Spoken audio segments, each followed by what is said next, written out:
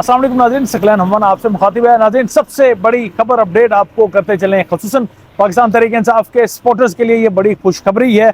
इस घुटन के से माहौल में एक बहुत ही अच्छी खबर लेकर आया हूँ आपके लिए, जो पीटीआई के इस वक्त सपोर्टर्स हैं, जो इस वक्त इमरान खान के चाहने वाले हैं। जिस तरह से इलेक्शन कमीशन ऑफ पाकिस्तान ने एक बदनीयती पर मबनी फैसला किया था, यानी इंट्रा पार्टी को कि जो इलेक्शन था पीटीआई का, उसको कलअदम करार दिया था। कलअदम करार देने के बाद एक बड़ी सियासी जमात से, जिसके लीडर की इस जो पॉपुलैरिटी की बात करें, 80% तक लोग जो है वो उस पार्टी को इक़्तिदार में देखना चाहते हैं। तो उस पार्टी से बल्ले का निशान, उस पार्टी से उसका अपना इंतखाबी निशान ले लिया गया था। एक बहुत बड़ा बदनीयती पर मबनी ये फैसला था। बदनीयती पर मबनी मैं इस वजह से इसको कह सकता हूँ क्योंकि नाज़रीन, जो दीगर जमातें हैं, बड़ी जमातें हैं, पीपल्स पार्टी हो, मुस्लिम लीग नून हो, आज तक उनके इंट्रा पार्टी इलेक्शन को कभी ना तो कलअदम करार दिया गया है और ना ही इस हवाले से कभी कोई बात की गई है। इवन के हमें यहाँ तक याद है कि chairman election commission of Pakistan ने नून लीग को ये पैगाम भिजवाया था कि खुदा के वास्ते आप कम से कम अपना इंट्रा पार्टी इलेक्शन में थोड़ा बहुत तो मेरिट का ख्याल रखा करें। लेकिन ये माजी की बातें हैं।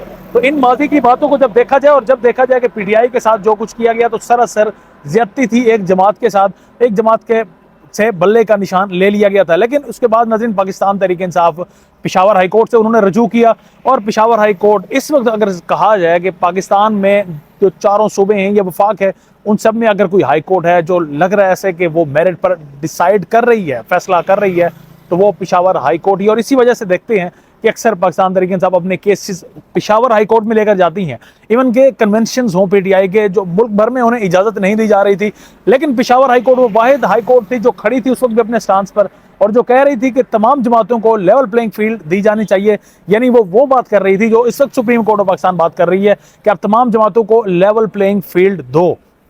तो पेशावर हाई कोर्ट का स्टांस इससे पहले भी यही रहा है। और आज पेशावर हाई कोर्ट में जब पीटीआई इंट्रा पार्टी इलेक्शंस के हवाले से और ये बल्ले के निशान छिन जाने के हवाले से पीटीआई ने रजू किया पेशावर हाई कोर्ट से, तो वहां पर उसके चीफ जस्टिस तो मौजूद नहीं थे, लेकिन जस्टिस कामरान वहां पर जरूर मौजूद थे, जिन्होंने इस फैसले को सुना, इस मामले को देखा और उसके बाद उन्होंने कहा कि ये इलेक्शन कमीशन का जो फैसला है ये बदनीयती पर मबनी है और इस हवाले से नाज़रीन हुक्म इम्तनाही जारी किया है। यानी अब अगले डिसीजन तक, अगली समात तक पीटीआई के पास दोबारा बल्ले का निशान वापस उन्हें मिल चुका है। जी हाँ, बल्ले का निशान अब पीटीआई को मिल चुका है। यानी बल्ले के निशान के साथ ही अब पीटीआई अपनी कैंपेन भी करेगी, बल्ले के निशान के साथ ही पीटीआई अब इलेक्शन कंटेस्ट भी करेगी।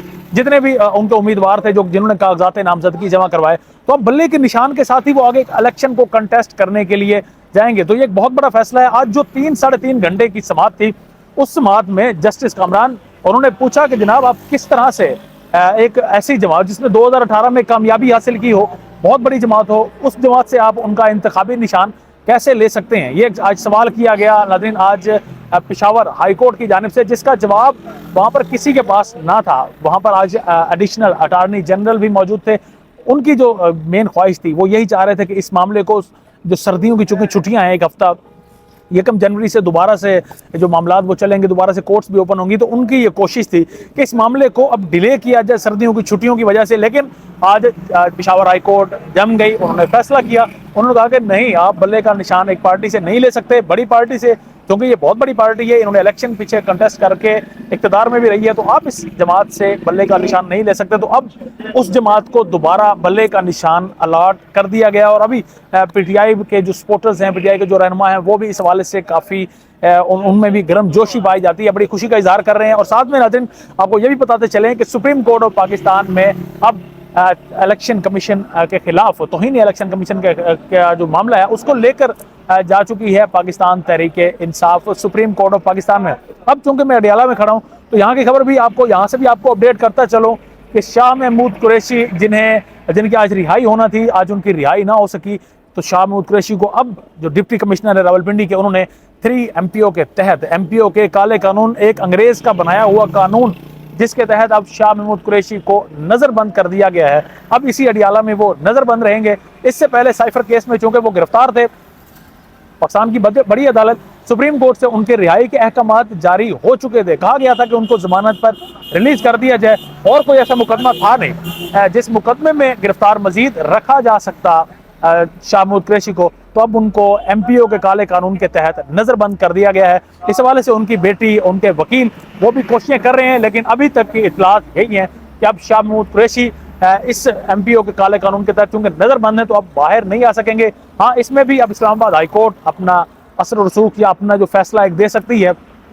जिस तरह से बाजी में जस्टिस बाबर सत्तार फैसला दे चुके हैं, तो इस काले कानून को मुअत्तल किया जा सकता है और फिर शाह मुर्तज़ा की रिहाई मुमकिन हो सकेगी। तो ये है नाज़रीन अभी लेटेस्ट अपडेट। मजीद भी अपडेट रहने के लिए हमारे फेसबुक पेज और चैनल को जरूर सब्सक्राइब कीजिए।